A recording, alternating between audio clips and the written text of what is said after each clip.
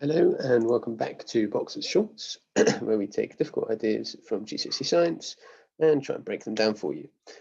Today we are going to be doing our last video on electrolysis, which is about electrolysis of solutions, and it's also probably the hardest one. It's really quite complicated, and in order to kind of fully understand it, you'd need knowledge that really goes beyond the GCSE course, which leaves me in a bit of a pickle in terms of what I'm supposed to explain and what I should leave.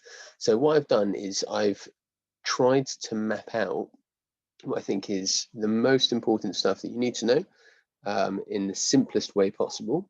And then at the end of the video, I'll go into a bit more detail. So the majority of the video will be sufficient and enough, and it will help you a lot.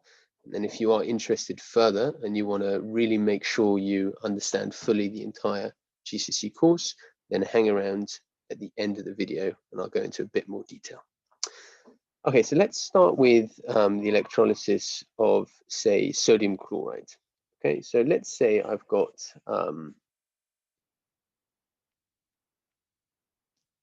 sodium chloride, and I'm trying to do electrolysis on that to form what? What am I trying to form? Call out your answer on 3. 1, 2, 3. I'm forming sodium plus chlorine. Now, if we wrote a simple equation for that, we'd have NaCl forming Na plus Cl. Except I've made a little mistake there. Please call out the mistake that I've made on 3. 1, 2, 3.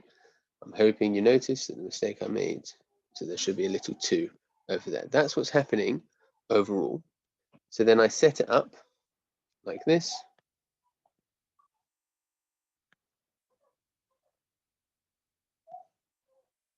Let's say I'm doing it on a solution. So in here, if I were to kind of zoom that out as we've done before, we would see water molecules, and would also see Na plus ions and Cl minus ions. There'd be loads of water like this. And then in and amongst all that water, you've got the Cl minus and the Na plus. Now we know that this is the negative one and this is the positive one. What's the name for the negative one? Call out your answer on 3. What is the name for the negative one? It's the cathode. Oh, sorry, I forgot to do the 1, 2, 3. Oh well. What's the name for the positive one? Call out your answer on 3. 1, 2, 3. Anode. Okay, so over here, you're going to have, on this side, you're going to have your Cl minuses being moving towards the anode, except we don't use the word moving towards. There's a different phrase we use, and I'd like you to call out that phrase on 3. 1, 2, 3.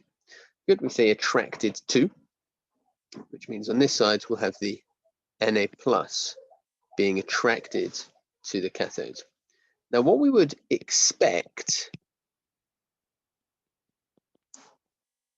is for the Na plus to turn into Na.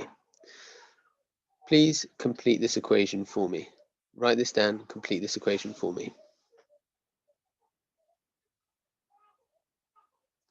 Okay, you should have written down that equation, and you should have Na plus and 1 E minus turning into Na. That's what you'd expect, except for the fact that that doesn't happen. And we don't get sodium when we do electrolysis like this. And in fact, when you think about it, it's obvious that we don't get sodium. This is the way that I like to explain it. It's obvious that we don't get sodium because think about all the water that's in here. Think about all the water that's in here. Well, look, you've got the sodium ions and loads of water. Now, what do we know happens when I drop sodium as a metal, this, in water? Well, I know that if I add sodium to water, they react quite violently.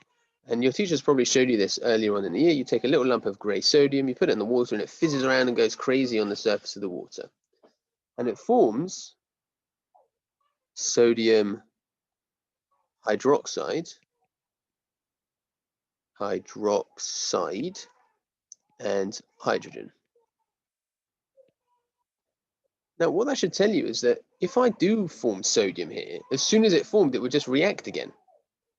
and it would just turn into sodium hydroxide, which, by the way, as we know, is made up of two ions, Na plus and OH minus. So like you're starting with an Na plus, and then you're forming the Na, and then it would turn straight back into the Na plus again. Like that doesn't make sense. It doesn't work. So in fact, we don't get sodium there, and what we do get is hydrogen. And it's not the case that this sodium then goes off and reacts with the water, blah, blah, blah.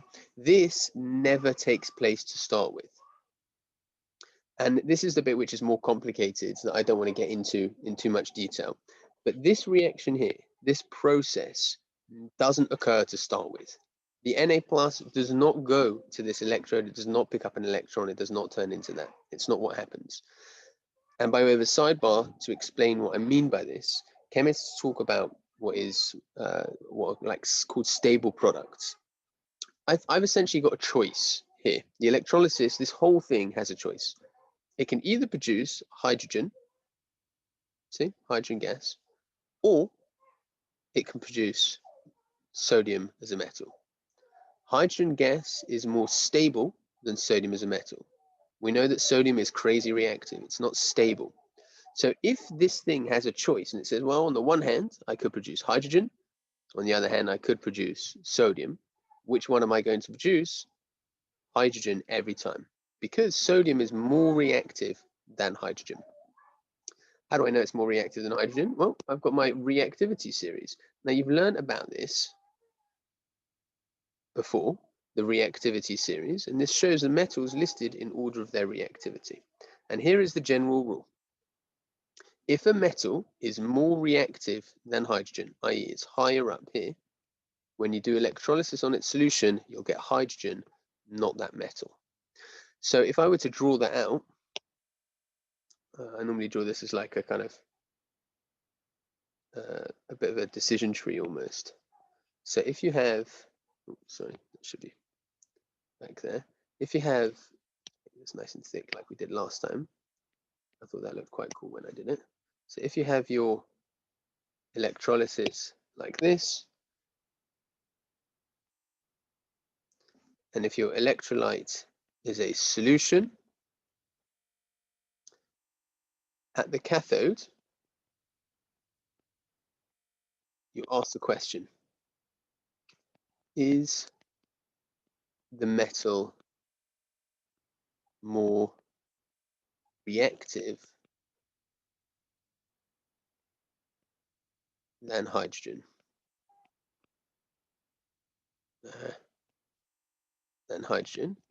If the answer is no, that means why? That means you produce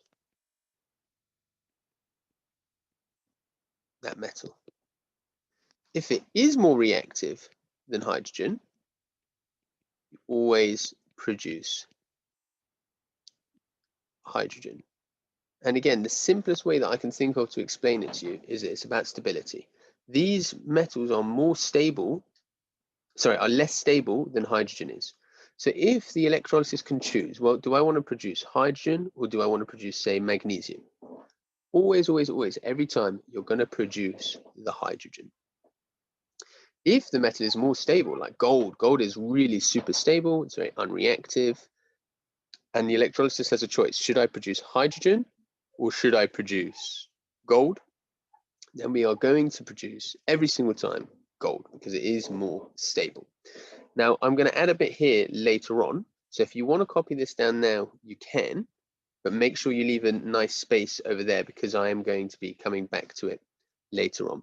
You will also need this reactivity series for your next questions. So if you don't either know this off by heart or have it on notes in front of you, you should copy that down. So I'm going to move on to the questions in a second. If you do want to copy that down, pause the video and do it now. And what I'd like you to do is have a go at these questions. Now, before you do them, take careful note over the state symbol, okay? And remember, I'm only asking for the cathode. So I'm only asking for what happens at the negative electrode. Pay very careful attention to the state symbols here. I tell you what, actually, you know what? Let's do an example together before we do that. Yeah, I think that's probably a better idea. So let's say I had KCl, potassium chloride solution. And I want to know, what am I going to get at the cathode?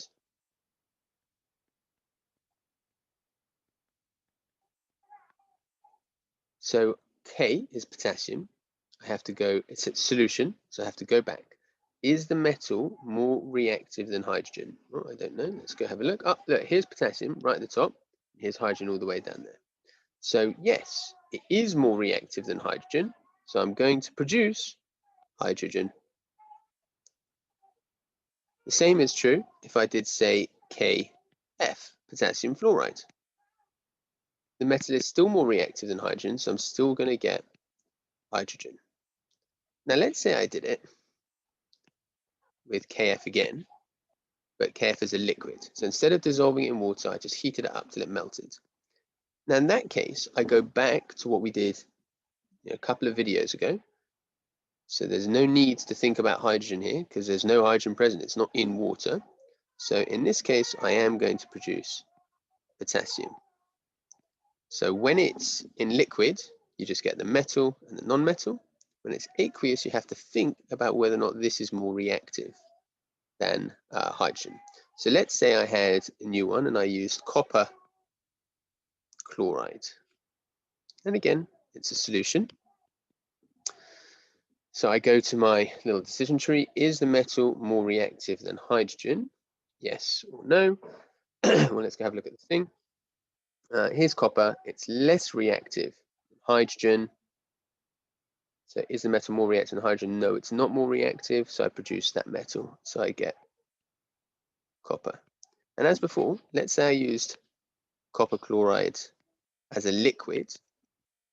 Well, in this case, again, I don't even need to worry about this. I don't need to even get to this point. I know that because it's a liquid, I'm just going to get copper straight off. So I'm hoping you're feeling a bit more confident about those now. And like I said just before, what I'd like you to do is take whatever notes you need.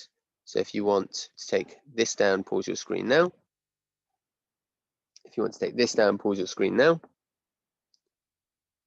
And if you want to do these, and not if you want to, but you should do these questions now. Have a go at these questions for me, please. Oh, hang on, wait. Don't do question 2 yet, okay? Leave question 2 for the minute. We'll get to it, okay? All right, so you should have done these questions now, and I apologize for the garbled instructions, but just to clarify, you should have done question 1, leave question 2 for the minute, okay? So LiCl, it's solution.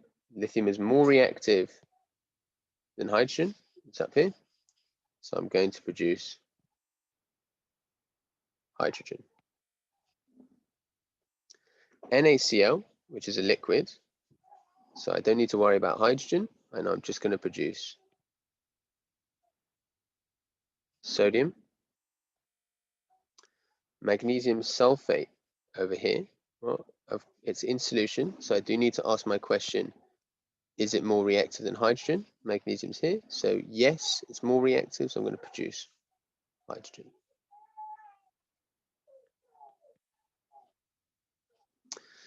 Copper chloride, that's actually an example that we did together. It's a liquid, so I don't need to worry about hydrogen. I'm just going to produce copper straight off the bat.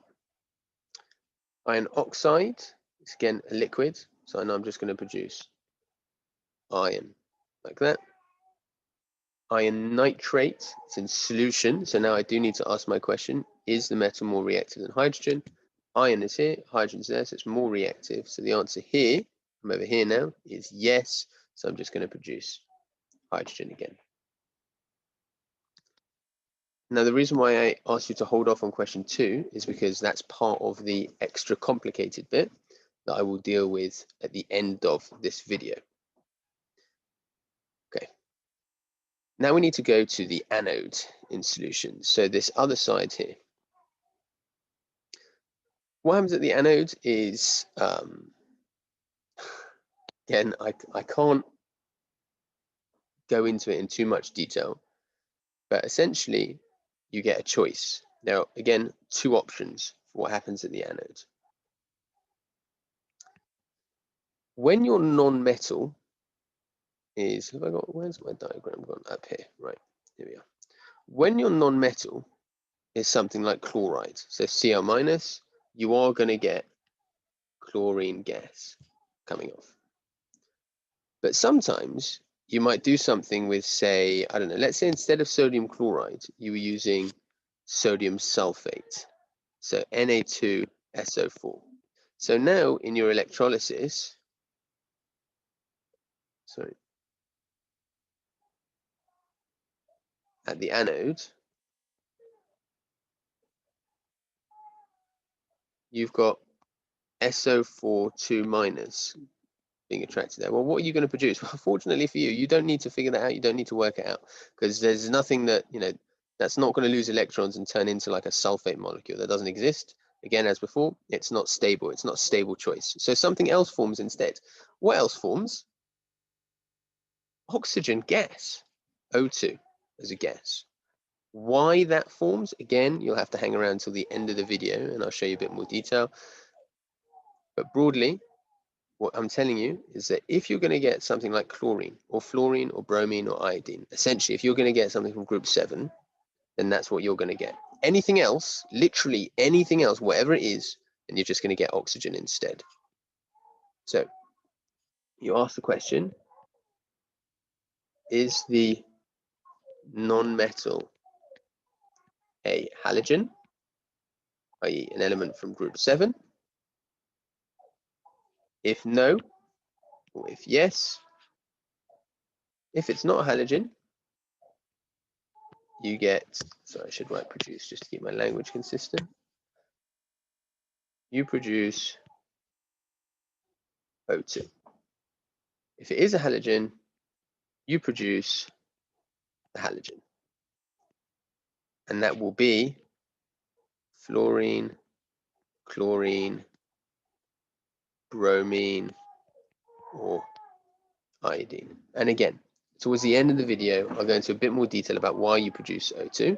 But in principle, the most important thing you need to know at the moment is that if it's a halogen, you get the halogen. If it's not a halogen, you get oxygen. So if we go back to these examples here, and we go to product at anode, so KCl, we've got potassium, we've got chloride here. So we go back to our decision tree. Is a non-metal a halogen? Well, yeah, it was KCl. So therefore, I'm going to produce a halogen. I'm going to produce chlorine. And actually what I'm going to do is I'm just going to copy and paste this because it's not helpful to you if I keep flicking backwards and forwards. So use my cool technology. See if I can get this to work.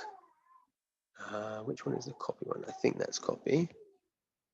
So now I can, no, this needs to go away. So let's see if I can paste that there. Paste. Paste. Or maybe that one was copy. Oh, who knows? Whatever. Right, product to anode is chlorine, KCl, there. KF. Oh, no, I really do want to do this. I'm really sorry about this, guys. I feel bad. But I think it's the best way to do it. Let's try again. So maybe this one is the copy. Ah, there we go. Hover over and it told me. I feel like such a grandpa. Can't work out my technology. So let's pull out a bit. Siphon that off. Right. So KF, is the non-metal a halogen? Yes, it is. So I'm going to produce the halogen. So that would be fluorine. I don't want to do that in blue. So that would be fluorine. So the symbols for chlorine would be Cl2. And the symbol for fluorine would be what? Please call out your answer on 3. What is the symbol for fluorine? 1, 2, 3. I'm hoping you said F2. Now look at this one. And again, I've got KF. So I'm going to get potassium for sure. It's a liquid, so it doesn't even matter. I don't need to go to this at all. And I'm going to get fluorine again. I want you to do the last two. So what am I going to get in this case? Copper chloride. What am I going to get over here? 1, 2, 3. Hoping you said chlorine. And for this one, 1, 2, 3. I'm hoping again you said chlorine. Okay, let's take a different example. Let's say I've now got Na2 SO4 AQ. So first off, what am I going to produce at the cathode? What am I going to produce at the cathodes? Call out your answer on 3. What am I going to produce at the cathode? 1, 2, 3. Well, I'm not going to produce sodium. I'm going to produce hydrogen. Can you tell me why I'm going to produce hydrogen? Call out your answer on 3. Why am I going to produce hydrogen? 1, 2, 3. I'm hoping you said because sodium is more reactive than hydrogen. What am I going to produce at the anode? Well, I go back to my thingy here. Is the non-metal a halogen? Is this a halogen? No, it's an SO4. So I'm going to produce O2. I'm going to produce oxygen. Again, O2, like that. And that would apply if I'm using sodium sulfate or sodium hydroxide or sodium nitrate or whatever. Let's try copper sulfate. So what am I going to produce at the cathode? Call out your answer on 3. What am I going to produce at the cathode? 1, 2, 3. I'm hoping you said copper, because copper is less reactive than hydrogen. And what am I going to produce at the anode? Copper sulfate. What am I going to produce at the anode? Call out your answer on 3. 1, 2, 3. I'm hoping that you said oxygen. And again, that'll be O2. Why? Because a non-metal is not a halogen. Cool. I think you are now ready to do some practice for yourselves. So this is to be done in exactly the same way that we did last time. For each one, you're going to write what appears at the anode and what appears at the cathode, following exactly the same process that we did before. Pause your screen and please do that now for me. Okay, so you should have done that by now. And what I'll do is I will talk through the answers and you should be marking your work. As I've said to you many times before, if you have not bothered to actually do the questions, you are wasting your time here. And there's not much I can do about that really. So anode for copper sulfate in solution, we'll get copper. Oh, no, sorry, anode, not cathode, sorry. We'll get oxygen and copper, because copper is less reactive than hydrogen, and this is not a halogen. Silver nitrate, so that's not on your table, but you should know that it is about the same. Well, it's more reactive than gold, but it's definitely less reactive than copper. It's definitely less reactive than hydrogen. So I will get silver over here, and I will get oxygen again over there. Now tin, is this on your thing? Oh, I forgot to put tin on. Gosh, and I've forgotten as well. Oh wait, sorry, frick, doesn't matter because it's a liquid here, see? So it doesn't matter whether or not it's more or less reactive than hydrogen, because I'm always just going to get tin. There's no other option, and I'm going to get chlorine over there. I tricked myself. Classic. Potassium fluoride, I'm going to get fluorine, and I'm also going to get hydrogen over here, because potassium is more reactive than hydrogen, so I'm going to get hydrogen. Silver bromide, again, it's a liquid, so it doesn't really matter. I'm going to get silver, and I'm going to get bromine. Zinc fluoride as a solution. Have I got zinc in my table? Is zinc higher than hydrogen? So I'm going to get hydrogen. No. What am I doing? Oh, I bet you guys are screaming at your screen telling me that I'm losing my mind. These are the wrong way around again. Hydrogen is over there. Sorry, I apologize. This should be the bromine. This should be the silver. You know, if I'd have just swapped those around, I would have made my life a hell of a lot easier. Oh well. Zinc fluoride. So zinc was more reactive than hydrogen, so I'm going to get hydrogen here. And I am going to get fluorine over there. Zinc sulfate, I'm going to get oxygen. See here? I'm going to get oxygen. I'm not going to get a halogen. So the only other option is oxygen. And it's still more reactive than hydrogen. So I'm going to get hydrogen there. Which is weird, because what that means is that if you do electrolysis on zinc sulfate, all you get is oxygen and hydrogen. You're kind of hoping to get some zinc, not a chance, mate. You're just going to get oxygen and hydrogen. Magnesium oxide as a liquid, Over here, I'll get oxygen. And over here, I'll get magnesium. Not hydrogen because it's not in solution. Remember, if it's a liquid, you always just get the metal. Okay? There's no hydrogen here. Where's the hydrogen? There's no hydrogen. There's only hydrogen when it's aqueous. Calcium nitrate. So on this side, I'm going to get oxygen again. And I'm going to not get calcium because calcium is more reactive than hydrogen. So I'm going to get hydrogen. And then the last one, potassium chloride again as a liquid. So I'm going to get chlorine. And I am going to get potassium. I know these can be a bit confusing, but like I said, if you follow these decision trees that we did up here, you'll be absolutely fine. But I think probably a key point of error is that you don't follow these when it comes to electrolysis of liquids. This is only electrolysis of solution. Electrolysis of liquid is a completely different story. And that's what we did a couple of videos ago. Okay, so if you got all those correct, well done, give yourself a pat on the back. If you only got like 1 or 2 errors and you've worked out where you went wrong, good stuff. If you made some like big mistakes, but you now know where you went wrong, what I suggest you do is cover up your work and do it all again from scratch. If you have no idea, like you got them all wrong, you've got no idea what's going on, I suggest you go back to the start of this video and redo it. Now, as I promised, I'm going to spend some time going in a bit more detail as to why we get oxygen and hydrogen, but I'm not going to give you practice questions on this because it's kind of a bit more complicated. So essentially what happens is whenever you have the electrolysis of a solution, you've got water in the solution. And a really cool thing happens when we do electrolysis on just pure water. So we don't actually need a solution. We don't need an ionic substance to do electrolysis. We can just do electrolysis on pure water.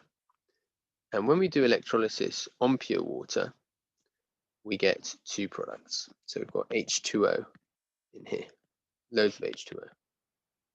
Now H2O doesn't have a charge, of course, so you wouldn't expect anything to happen. But in fact, at the negative electrode, we get a product called hydrogen. At the positive electrode, the anode, we get a product called water. Now, why indeed does this happen? Well, that's because once you apply the electricity to the water molecules themselves split up. They break apart into 2 ions. It's the H plus ion and the OH minus ion, like that. Which means that yes, I've still got H2Os in there, but I also now have H pluses, and I also now have OH minuses. The H pluses get attracted to here, the OH minus get attracted to there. What are the half equations? What takes place at the electrodes? So at the anode, well, we'll do the cathode first because it's actually a bit easier to understand. At the cathode, we have our H plus. It picks up electrons and turns into H2, like I said, so you get H2. Now, obviously, I'd have to have 2 of these, and therefore 2 of those. Anode is a bit more complicated because I start with OH minus, and it turns into O2. But obviously, it can't just be O2 because where the hydrogens here, it actually also forms water. Now, balancing that is a bit of a pain, but what I do is if I put a 2 there and a 4 there, I've now got 4 oxygens here and 1, 2, 3, 4 there. I've got 4 hydrogens here, 1, 2, 3, 4 there. And I've got 4 negative charges in total. Okay, so because I've got each one of these OH minuses has 1 negative charge. I've got 4 of them, is 4 negative charges in total. I'm going to lose 4 E minuses, 4 electrons. And as you can see here, I produce the O2. And all that happens when I do electrolysis of solution, excuse me, instead of producing the metal here, I produce hydrogen according to this half equation.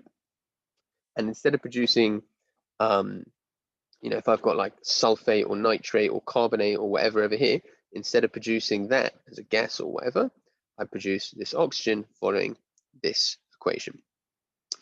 Do you need to know these off by heart? It's a bit unclear I teach AQA, and it's a bit unclear from the syllabus whether or not you need to know these off by heart, which is why I've added it as extra detail. Certainly cannot hurt, and it would be a good thing to learn them, but I did want to explain to you in a bit more detail why what's happening happens. So even if I had, say, if I had Na pluses in here, and I had SO4 2 minuses over there, this is what would happen. The H pluses and the OH minuses are the things that will be what we call discharged, are the things that will go to the electrodes, will be attracted to the electrodes. Okay, that means we're done. We've now finished electrolysis. So I hope you've enjoyed the series, and I hope you feel like you've learned something. This is, like I said, it's one of the hardest topics in GCSE, and I would recommend you ask your teacher for additional practice and exam practice on this content. But we have now covered all the most basic and fundamental material. As ever, thank you for listening, and I look forward to seeing you next time.